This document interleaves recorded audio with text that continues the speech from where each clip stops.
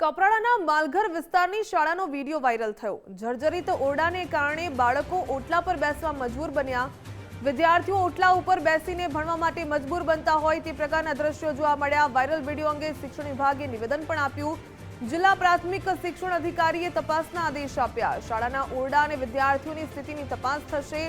જર્જરિત ઓરડા તોડવા માટે આચાર્ય દ્વારા દરખાસ્ત કરાશે। શિક્ષણ વિભાગ દ્વારા વૈકલ્પિક વ્યવસ્થા માટે તજવીજ શરૂ કરવામાં આવી। બાળકોના ભવિષ્યની સુરક્ષા માટે કડક પગલાં લેવાશે।